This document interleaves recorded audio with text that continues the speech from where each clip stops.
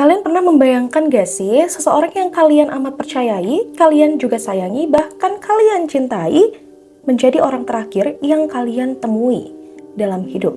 Bayangin, ada seorang perempuan yang ingin membicarakan masa depan anaknya, tapi pada sejak hari itu, perempuan ini gak kelihatan lagi. Kok bisa? Bagaimana? Hai, kembali lagi sama aku Widya di sini. Hari ini kita akan mengupas kasus yang mendebarkan, mengerikan, dan juga mind-blowing seperti biasa.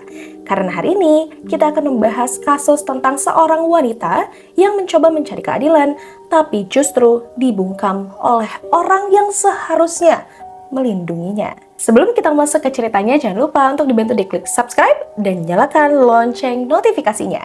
Sekarang, mari kita kupas di cerita hari ini.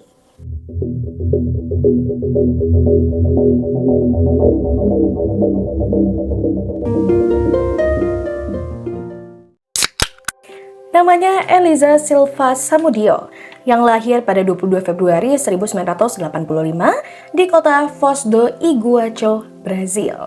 Eliza ini merupakan seorang gadis biasa dengan impian yang besar, menjadi model sukses dan juga hidup mandiri. Tapi jalan hidup Eliza ini membawanya ke dunia modeling yang keras dan sering disalahpahami. Meski sempat tampil di beberapa pemotretan dewasa, Eliza dikenal teman-temannya sebagai sosok yang ceria, pekerja keras, dan punya cita-cita yang tinggi. Eliza tidak sempurna, tapi Eliza berani untuk memperjuangkan hidupnya. Tepat pada tahun 2008, di tengah gemerlap dunia sepak bola Brazil, Eliza bertemu seseorang yang akan mengubah hidupnya selamanya. Bruno Fernandes das Dores de Souza, yang lahir pada 23 Desember 1984 di Ribeirão das Neves. Bruno merupakan seorang penjaga gawang muda berbakat yang bermain untuk klub De Regatas da Flamengo, salah satu klub terbesar di Brazil pada saat itu. Bruno ini juga terkenal akan tampan, kaya, karismatik, dan terkenal karena gaya hidup glamornya di luar lapangan. Bagi banyak orang, Bruno adalah bintang yang bersinar. Tapi, seperti banyak bintang lain, cahaya itu menutupi sisi gelap yang kelam. Bruno dan juga Eliza bertemu di sebuah pesta. Hubungan singkat itu pun dimulai. Tapi, begitu Eliza hamil, semuanya berubah. Kenapa bisa? Ya, karena hubungan singkat itu, Eliza pun akan membawa seorang malaikat ke dunia ini. Eliza yang langsung mulai menghubungi Bruno bahwa menyatakan dia hamil. Di situ, Bruno yang pasti ekspektasi, ya kita atau Eliza, dia harus bertanggung jawab dong. Dia pasti bakal senang nih dengar bahwa cewek yang dia sukai nih hamil anaknya gitu. Tapi kalian salah dan aku pun salah. Di situ Bruno langsung menolak untuk tanggung jawab. Di situ Bruno bahkan mencoba Eliza untuk menggugurkan kandungannya. Wah, gila. Bruno di situ nggak mau tanggung jawab, dia malah nyuruh si Eliza ini ngeluarin janinnya gitu. Dia nggak mau tanggung jawab. Nah, setelah Bruno berbicara seperti itu kepada Eliza, di tahun 2008 pun Eliza langsung berinisiatif untuk melaporkan ke polisi. Di sana, Eliza mengaku bahwa ia disekap, diancam, dan dipaksa menelanpil abortion oleh orang-orang suruhan dari Bruno. Jadi Bruno ini udah gila, nyuruh Eliza tuh nggak dengan secara halus atau omongan doang, tapi Eliza juga ngomong bahwa Bruno ini sampai menyekapnya dan nyuruh orang-orangnya itu maksa Eliza buat minum sebuah pil gitu. Ini kacau banget sih, parah banget. Ih, laki-laki macam apa? Bisa-bisa kayak gitu, lo berani berbuat ya berani bertanggung jawab. Kalau kagak mau bertanggung jawab ya jangan berani berbuat gitu. Tapi ya kalian tahulah, akan power, kuasa, laporan dari Eliza pun diabaikan oleh pihak kepolisian. Sistem pun jelas gagal untuk melindungi Eliza. Polisi menolak permintaan perlindungan dengan alasan yang sangat klasik. Polisi bilang bahwa tidak ada hubungan stabil di antara mereka. Jadi polisi tidak akan memproses kasus ini. Waktu pun berlalu dan Eliza akhirnya melahirkan seorang bayi laki-laki yang tampan, lucu, imut gitu kan. Anak itu pun jelas mirip sekali dengan Bruno. Tapi sedihnya sang ayah, sang bintang sepak bola nasional tetap menolak untuk mengakui bayi laki-laki ini. Eliza mungkin tidak diam. Eliza mungkin sudah mencoba untuk sabar sampai dia bisa berhasil melahirkan anak ini. Tapi setelah anak ini lahir, Eliza tetap menuntut hak secara hukum, menuntut agar Bruno diakui sebagai ayah dan memberi nafkah untuk anak mereka. Itu tuntutan Eliza. Di situ kalian mungkin mikir bahwa oh ya udahlah Bruno, ya udah pasti dia mau lah, sekarang udah berubah hatinya gitu. Tidak teman-teman. Di situ Bruno masih tetap sama. Bruno masih tetap menolak dan tidak mau memberikan nafkah untuk anaknya. Dan di sini juga lah segalanya makin berantakan. Bagi Bruno, tuntutan Eliza ini bukan hanya masalah pribadi, tapi ancaman besar bagi karirnya, reputasinya, dan semua kemewahan yang sedang ia nikmati. Alih-alih menghadapi kenyataan, Bruno malah memilih untuk melakukan jalan yang ya menurut dia ini baik gitu. Yang biar bisa nih ngilangin nih masalah anaknya ini sama Eliza nih gitu. Apa yang Bruno lakukan ya? Di awal Juni 2010, Eliza pun mendapat undangan dari Bruno. Di situ Bruno ingin berbicara baik-baik kepada Eliza di peternakannya di Esmeraldas, Minas Gerais. Eliza ya jelas dengan senang hati dan berpikir ini adalah kesempatan dia untuk berdamai nih sama Bruno gitu. Eliza pun langsung membawa anaknya dan berharap akan ada sebuah solusi. Setelah Eliza menemui Bruno, tiba-tiba ada sebuah kabar yang mengejutkan. Di tanggal 4 Juni 2010, Eliza Samudio menghilang. Ya, menghilang. Karena Eliza sama sekali tidak mengangkat telepon dari pihak keluarga atau juga dari pihak temannya. Dan itu jelas membuat keluarga dan temannya pun khawatir. Gak ada kabar sama sekali dan gak ada pesan dari Eliza ini. Lalu, setelah beberapa hari kemudian, ibunya yang jelas-jelas sudah semakin khawatir, Sonia Moura, langsung melapor ke pihak polisi. Sonia tahu ada sesuatu yang buruk telah terjadi. Feeling seorang ibu kali ya, dia pikir bahwa kok Eliza kemana nih, tiba-tiba dia ngilang gitu. Karena kan terakhir katanya dia mau bicara baik-baik nih sama Bruno gitu loh, dia kemana gitu. Dan dari sinilah polisi langsung mengusut atas hilangnya Eliza ini. Potongan-potongan puzzle pun mulai kebentuk di sini. Polisi menemukan sebuah jejak bahwa Eliza sempat berada di properti milik Bruno. Seperti yang disebutkan tadi, Eliza kan terakhir ketemu Bruno nih gitu. Beberapa saksi pun melihat ada seorang remaja laki-laki di lokasi itu yang belakangan ini diketahui dia adalah keponakannya Bruno. Dan kalian akan tercengang akan apa yang kalian dengar sekarang. Dari mulut keponakan Bruno inilah semua plot twist dan kebenaran terkuak. Keponakan Bruno yang tidak diketahui namanya ini bilang bahwa Eliza tidak menghilang secara sukarela, melainkan disekap oleh Bruno. Eliza bukan hanya disekap di situ, bahkan Eliza diancam dan dipukul. Kemudian setelah Eliza disakiti gitu kan, Eliza pun langsung dibawa ke rumah seorang pria yang bernama Marcos Aparecido dos Santos, alias dipanggil dengan nama Bola. Marcos atau Bola ini merupakan mantan polisi militer Brazil. Marcos terkenal karena reputasinya yang brutal, lahir sekitar 1965. Dan Marcos setelah keluar dari kepolisian, ia pun langsung bekerja sebagai pengaman dan diduga memiliki keterlibatan dalam kegiatan ilegal.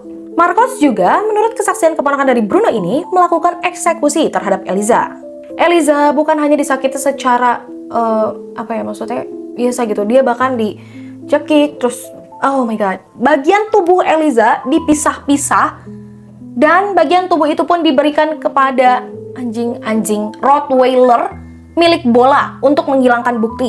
Kalian coba bayangin, gila banget gak sih? Jahat banget gitu, kayak Bruno, kalau misalkan dia memang gak mau ngakuin anaknya, it's okay. Tapi ini cuma ngasih nafkah doang sampai dia harus melakukan tindakan keji kayak gini. Itu gila banget sih, parah banget. Yang lebih mirisnya adalah sampai bagian tubuhnya itu diberikan ke anjing itu. Sehina apa sih? Parah banget loh gitu. Ya ampun ya Tuhan. Jujur, aku ngedengernya pun udah bikin darah mendidih, emosi, dan gak nyangka gitu loh. Bruno, gila. Dan Bruno tuh masih bisa-bisanya tetap menjalankan hidup atau melanjutkan hidup seolah nggak ada kejadian apa-apa. Bahkan Bruno aja, waktu pertandingan tuh biasa aja gitu. Dia nggak, oh my god, sakit kepala. Gila. Dia masih bisa tersenyum di kamera, dia masih menyangkal semuanya. Gila banget sih, parah. Dan setelah mendengar pengakuan atau kesaksian dari keponakan Bruno ini, polisi pun langsung menyelidiki kasus ini terus berlanjut. Selain Bruno dan juga Bola, polisi juga menangkap seorang pelaku juga bernama Luis Henrique Ferreira Romão atau Macarao. Makarau ini lahir sekitar 1985. Makarau dikenal sebagai sahabat masa kecilnya Bruno, orang kepercayaannya, dan sering menemani Bruno kemanapun dia pergi. Dalam kasus ini, Makarau berperan sebagai penculik dan pengatur logistik. Makarau juga yang membawa Eliza dari Rio de Janeiro ke Minas Gerais. Dan nggak berhenti di situ, menurut kesaksian juga, ia bahkan tahu sejak awal Eliza tidak akan pernah kembali hidup-hidup. Makarau ini tahu apa yang mau dilakuin Bruno gitu. Dan dia dengan jahatnya dia yang culik Eliza dan gitu. Tapi nggak berhenti di situ aja. Kalian bakal tercengang ngedenger 2 pelaku tambahan yang diduga seorang wanita juga. Ya, seorang wanita. Seorang wanita di mana mereka pun merasakan bagaimana melahirkan, bagaimana seorang anak tanpa ibu gitu. Mereka tuh bakal jadi ibu gitu, kok mereka tega gitu ikut-ikutan. Gila sih. Wanita yang ikut dalam pengeksekusian Eliza ini diduga bernama Dayane Rodriguez de Carmo. Dayane ini dikenal sebagai istri atau mantan istri Bruno pada saat itu. Jadi pada saat itu Bruno entah udah bercerai atau belum, Dayane ini ikutan gitu. Buat apa kalian tahu? Buat menyembunyikan bayi Eliza Samudio di rumahnya setelah Eliza menghilang. Ya. Dan yang kedua, diduga perempuan ini bernama Fernanda Gomes de Castro, yang mana ia merupakan kekasih Bruno yang lain. Jadi Bruno memiliki kekasih pada saat itu dan masih berstatus suami untuk Dayana Rodriguez. Gila ya si Bruno ya, kayak lu laki-laki sasimo ya, sana sini mau ya, kayak kok bisa gitu, dan kok bisa masih ada yang mau sama dia gitu atas kasusnya dia ini gitu. Mereka nggak takut apa jadi, oh my god, gila sih. Ini definisi yang dinamakan sasimo. Dia merasa dia tampan, berkarisma, banyak duit kali ya, terus jadi dia bisa ya terserah gue mau ngapain aja gitu. Itu parah banget sih. Parah banget, parah. Di sini Fernanda yang diduga kekasihnya Bruno ini diduga membantu dalam logistik penculikan dan menutupi keberadaan Eliza. Akhirnya setelah mengumpulkan bukti yang kuat dan juga saksi-saksi, tepat pada Juli 2010, polis pun langsung menangkap Bruno, Makarau, Bola, dan beberapa orang lain yang ikut dalam mengeksekusi Eliza. Persidangan pun dimulai pada November 2012, berarti 2 tahun setelah penangkapan, di kota Contagem, Minas Gerais. Akhirnya, setelah 1 tahun berlalu, Maret 2013, keadilan pun berbicara. Bruno Fernandes akhirnya dijatuhi hukuman 22 tahun dan 3 bulan penjara atas perencanaan pembunuhan, penculikan, dan penahanan paksa. Sedangkan Makarau dijatuhi hukuman 15 tahun dan Bola 22 tahun, serta Fernando Gomes de Castro dijatuhi hukuman 5 tahun penjara. Bagaimana dengan Dayana Rodriguez? Dia terbebas. Ya. Dayana terbebas karena diduga atau dianggap tidak cukup bukti lah bahwa Dayana ini tahu nih soal pembunuhan itu gitu. Tapi ya kalian pasti bakal greget dan kayak wah, nih balik lagi, hukuman seberat apapun tuh gak bisa membalikan orang yang udah mereka lenyapkan gitu dari dunia ini gitu.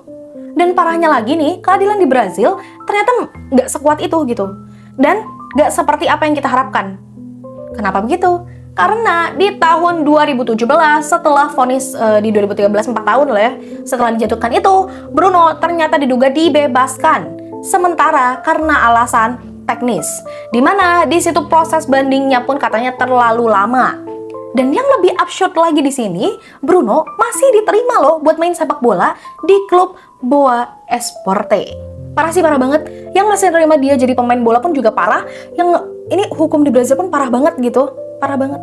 Coba kalian bayangin, seorang pembunuh yang belum menuntaskan hukumannya bermain di lapangan, disoraki fansnya, terus juga menerima gaji. Itu yang nggak masuk di akal, itu jahat banget gitu loh. Tapi tenang, masyarakat Brazil yang mendengar atau melihat itu langsung jelas marah. Protes pun langsung bermunculan, demo gitu kan. Sponsor pun akhirnya berhasil menarik diri. Setelah pabrik ikut bercerita dan ikut menyuarakan keadilan untuk Eliza. Tapi yang nyebelin di sini adalah Bruno ini masih tetap tersenyum. Bruno masih tetap ya udah enjoy aja sih, ntar juga lupa atau gimana gitu loh. Tapi kamu salah Bruno. Untungnya di beberapa bulan kemudian, Mahkamah Agung pun yang mendengar suara rakyat atau suara publik marah langsung melakukan keputusan ulang hukuman untuk Bruno. Dan kini yang lebih sedih dan naasnya, sudah bertahun-tahun berlalu, tubuh Eliza Samudio tidak pernah ditemukan. Ya, Ih, sedih banget ya ampun sedih banget. Kayak tubuhnya nggak ditemuin, gimana mau ditemuin? Tadi yang kalian ingat kan Markus ngapain biar hilang nggak ada jejak? Dikasihin ke anjing buat jadiin makanan, jahat banget, ya ampun.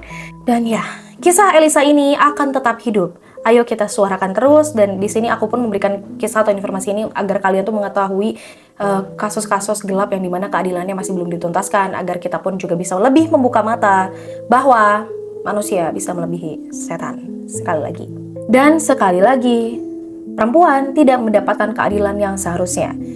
Kenapa sih susah banget mencari keadilan ketika seorang pelaku itu memiliki kekuasaan, uang, dan popularitas? Dan sekali lagi juga, kita para perempuan tentunya butuh yang dinamakan perlindungan hukum.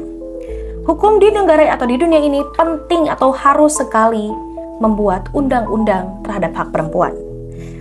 Bagaimana coba kasus Eliza seperti ini? Anak Eliza yang harus kehilangan ibunya, dan ya sekarang dia harus tumbuh bersama neneknya, tidak juga harus mengetahui papahnya yang bejat gitu, gila gitu. Dia harus kehilangan kasih sayang seorang ibu.